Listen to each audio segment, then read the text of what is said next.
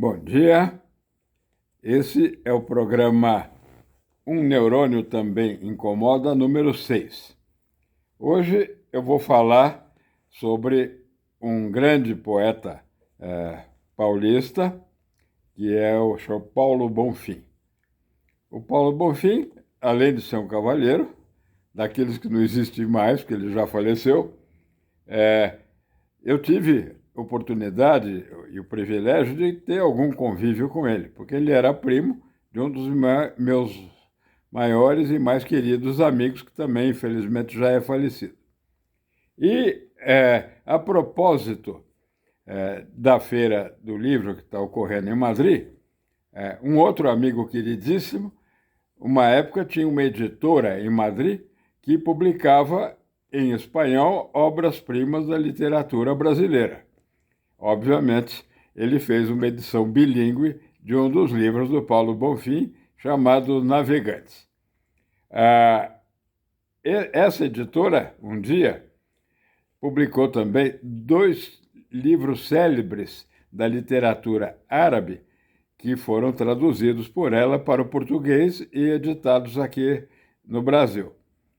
E isso ocorreu porque um dia o dono da editora estava conversando com um dos emires, lá dos Emirados Árabes Unidos, e alguém comentou, na roda que ele estava, para o emir, que ele tinha essa editora aqui, cujo propósito era traduzir para o espanhol, que é a segunda língua mais falada do mundo, as obras-primas da literatura em língua portuguesa, que é quase uma raridade. Pouca gente, se não fosse o Brasil, já tinha acabado a língua portuguesa. Porque só na cidade de São Paulo, na grande São Paulo, cabem dois Portugal. Enfim, mas talvez o livro mais interessante do Paulo Bonfim, além dos Navegantes, seja um chamado A Insólita Metrópole, que foi uma entrevista que ele concedeu para uma jornalista que depois transcreveu e publicou como um livro, que talvez, se eu pudesse indicar um único livro para os senhores comprarem esse ano todo, eu indicaria Insólita Metrópole. O lançamento já tem uns 10 anos, mais ou menos, e vocês só vão achar em sebos, porque quem tinha algum estoque ainda era a Livraria Cultura, que também agora acho que encerrou as atividades. Esse livro, Insólita Metrópole, ele conta passagens da São Paulo no seu auge cultural, que foram os anos 40, 50 e 60. E uma curiosidade, em diversos trechos do livro ele faz referência ao meu avô, homônimo, que se dava muito com ele, eram colegas da Academia Paulista de Letras, e para mim, então, teve um valor extraordinário esse livro. Ele também chegou, acho que, a ser presidente da Academia Paulista de Letras, cuja insígnia foi desenhada pelo célebre artista Watts Rodrigues, que, inclusive, escolheu o símbolo da Academia Paulista de Letras, que é a flor chamada eglantina. E o distintivo dos acadêmicos é essa flor estampada em metal com uma fita azul entre o azul celeste e o azul real, que é uma beleza e prestigiosíssima.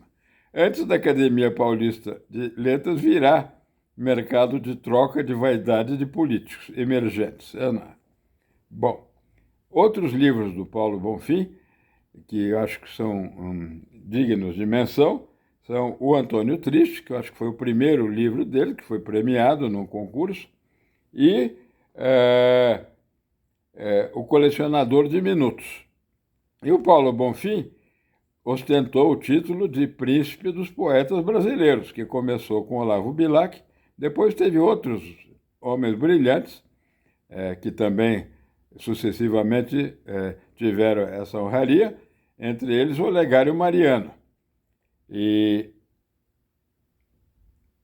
vou citar só um pequeno poema do Paulo Bonfim. Ele, um dia, num dos livros dele, escreveu que à meia-noite os ponteiros se amam. Isso é de uma poesia espetacular. Então era isso que eu queria dizer para os senhores hoje, agradecer sempre o carinho, insistir em pedir os comentários e críticas, porque a ideia do programa é isso, é abrir um mundo novo, uma janela nova, principalmente para as gerações mais jovens que não tiveram oportunidade de conhecer São Paulo no seu auge, porque hoje está em decadência. Desde a eleição de 88 para prefeito, tivemos uma série de péssimos prefeitos. Talvez hoje São Paulo ostente o título da cidade mais bem esburacada do mundo, né? E as calçadas, então, são feitas propositadamente para matar os velhinhos, para eles tomarem tombos e morrerem. Tanto que antes da pandemia, eu ia sempre caminhar em lugares cujo piso era estável, tipo shopping centers ou em outros lugares assim. Mas durante a pandemia, eu fui forçado a não ir. Então, parei de fazer as minhas caminhadas, que me custou caríssimo. Perdi massa muscular e até um pouco do equilíbrio. A gente perde um pouco do senso de equilíbrio. Mas, enfim, isso são misérias humanas que não vale a pena comentar. Muito obrigado. Até logo, senhores.